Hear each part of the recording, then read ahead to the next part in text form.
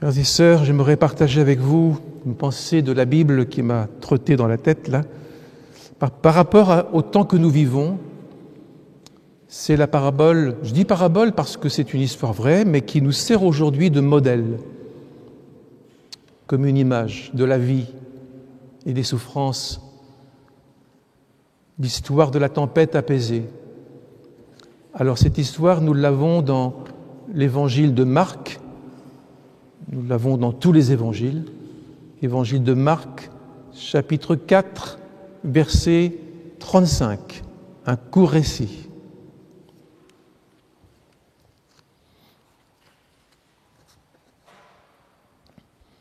Marc 4, 35.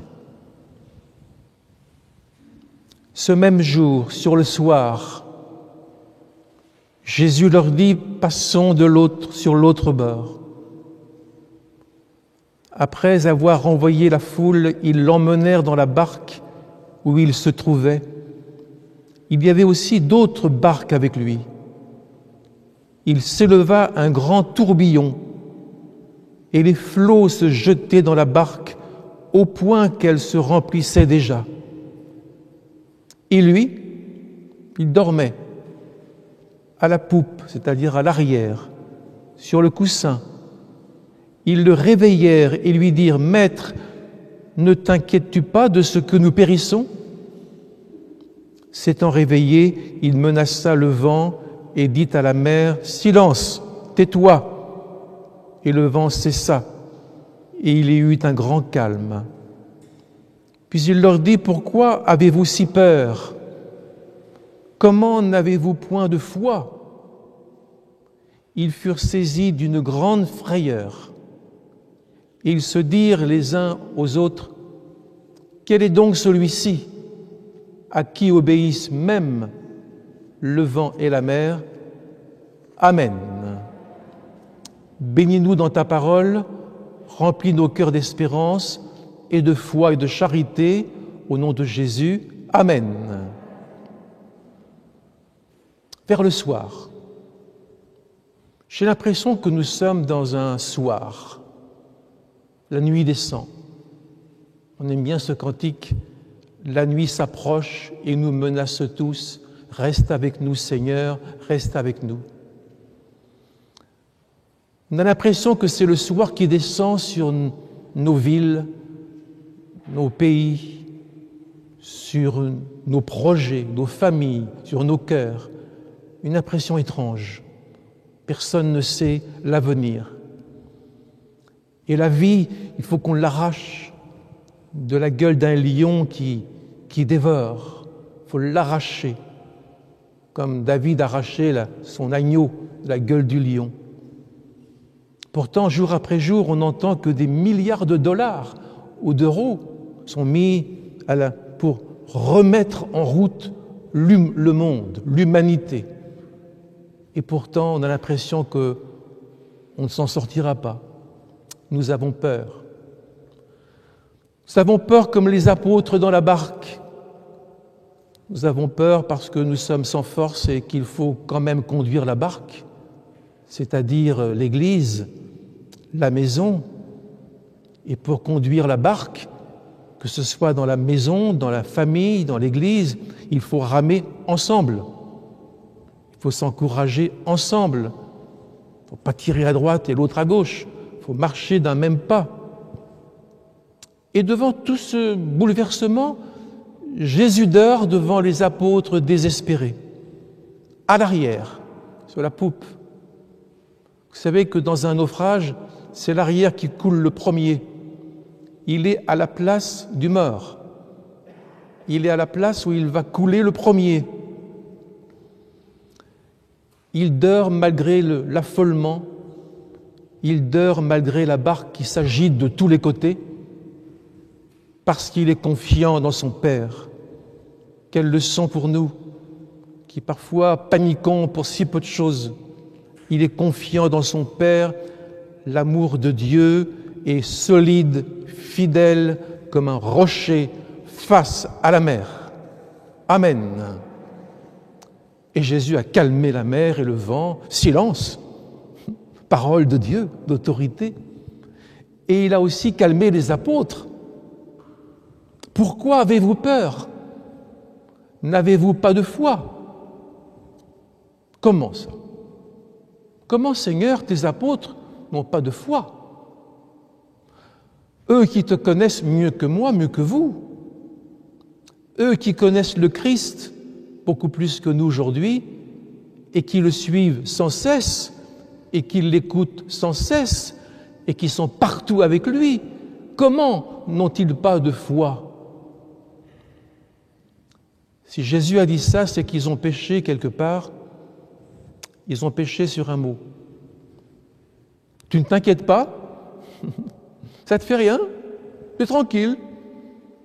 Tu ne t'inquiètes pas alors que nous allons périr, alors que nous allons mourir. Oui, je reconnais, la tempête était soudaine, inattendue, violente. Oui, je sais que la tempête aurait pu engloutir tous les apôtres. C'est pas virtuel, c'est pas du jeu. Et la tempête de la croix, elle a englouti Jésus, vous le savez. Donc c'est du réel. Mais c'est blessant d'entendre quelqu'un dire à Jésus, « Seigneur, tu ne te fais pas de soucis jamais, tu es tranquille, toi. »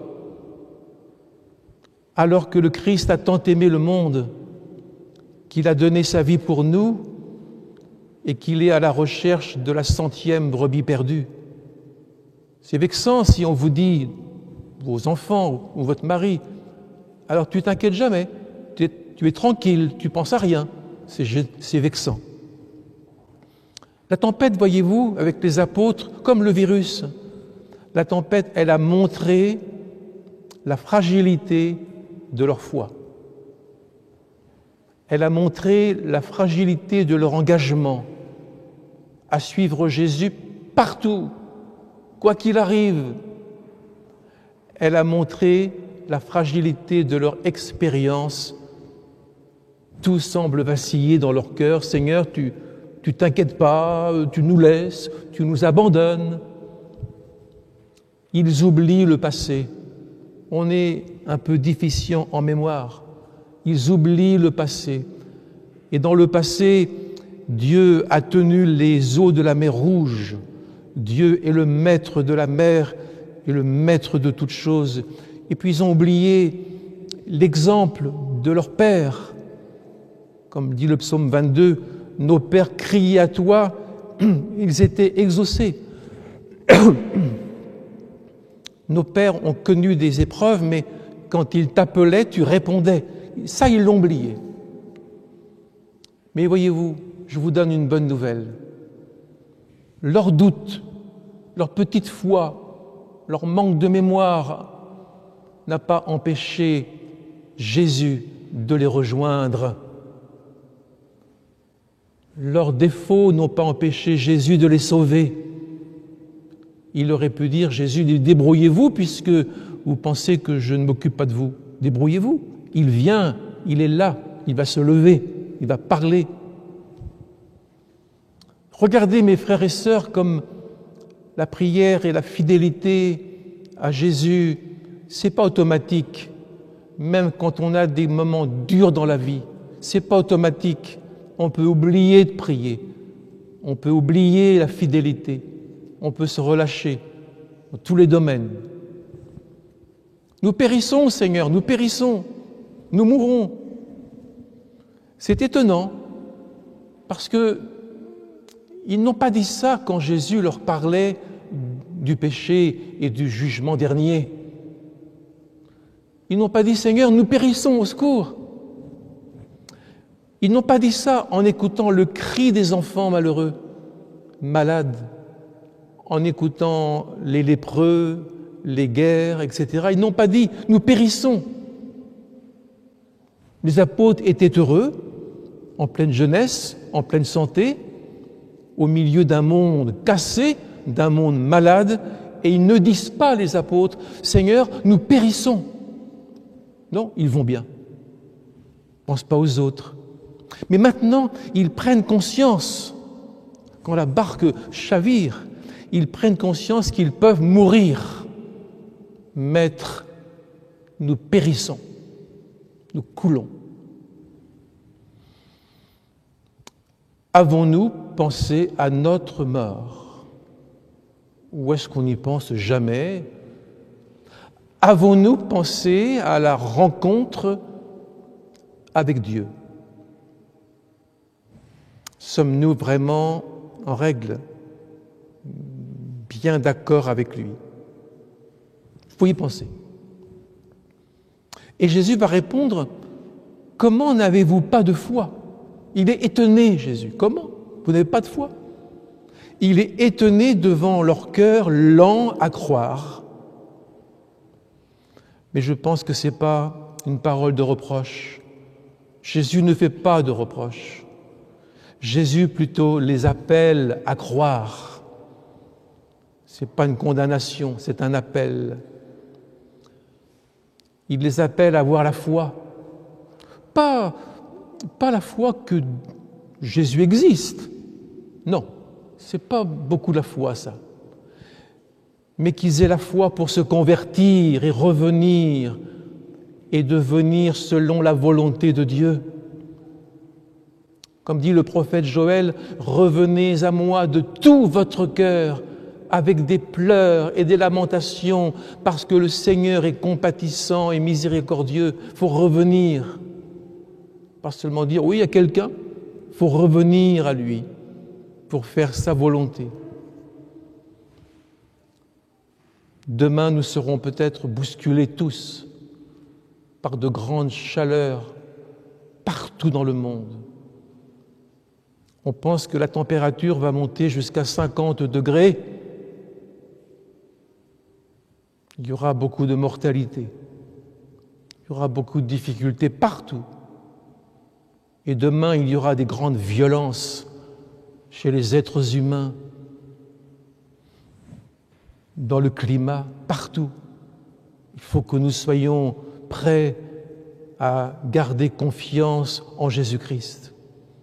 Parce que c'est la nuit, c'est la tempête partout sur le monde aujourd'hui. Ça veut dire, je vous l'ai déjà dit plusieurs fois, c'est le temps de choisir ce qui est passable et ce qui est éternel.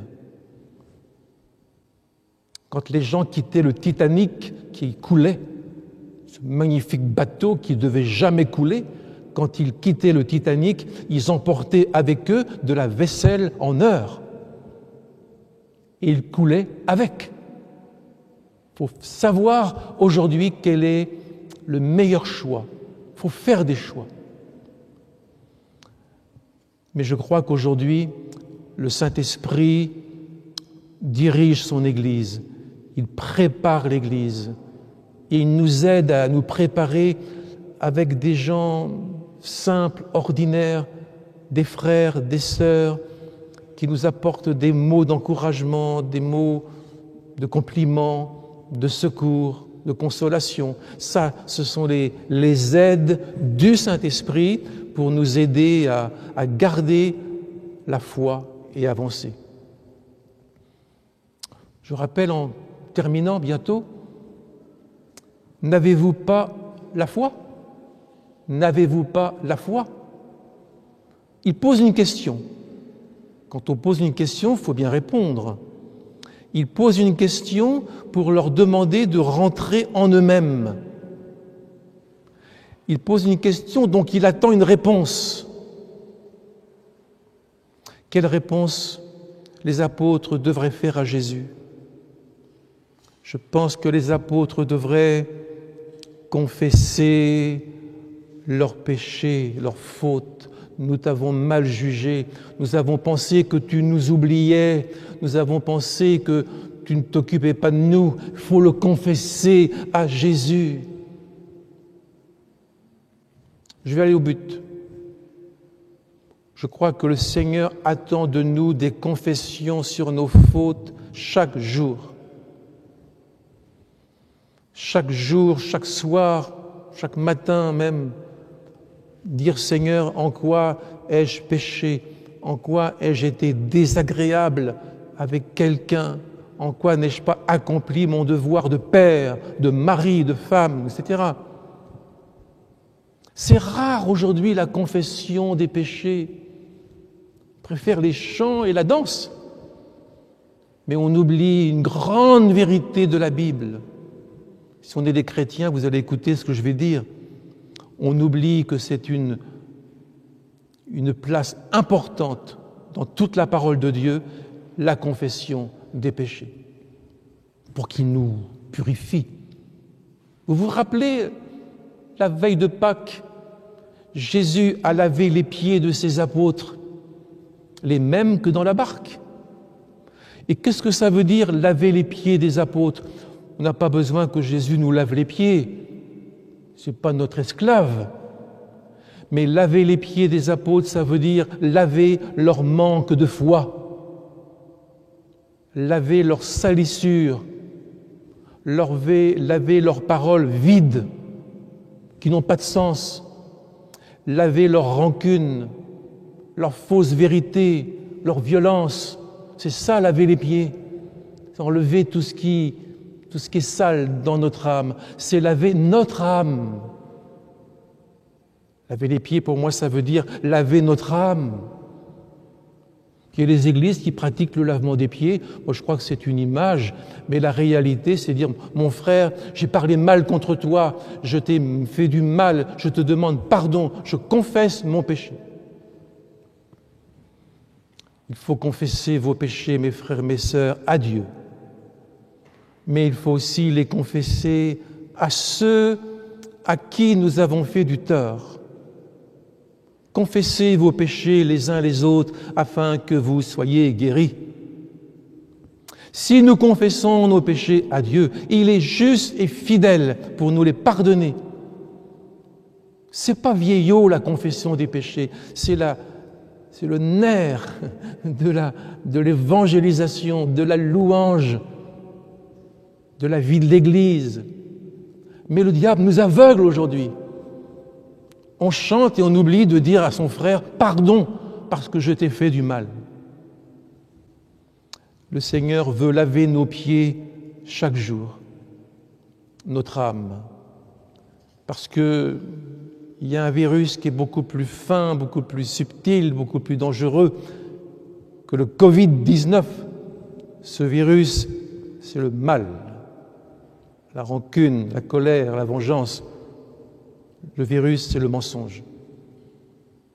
Alors, confessons nos péchés, avouons-les, et pardonnons-nous de tout notre cœur les uns les autres. Et surtout, ne traînons pas jusqu'au jugement dernier des péchés qui ne sont pas réglés sur la terre. Comment les régler? Il faut aller vers le Christ, aller vers son frère, changer de comportement. Tout ce qui n'est pas réglé ici ira jusqu'au jugement dernier. Et là, je préfère pas vous dire la suite, ou vous la savez. Nos tempêtes aujourd'hui, je termine, sont sérieuses. Demain, il y aura quelque chose qui va nous bousculer tous. Mais rien n'empêche Jésus de nous aimer. Pourquoi dors-tu, Seigneur? Pourquoi dors-tu? Tu t'inquiètes pas? Non, le Seigneur sait où vous êtes. C'est plutôt à nous de dire, Seigneur, réveille notre foi, ouvre nos yeux, Seigneur, garde-nous lucides, afin que nous voyions le mal et ce qu'il faut faire en bien. Amen.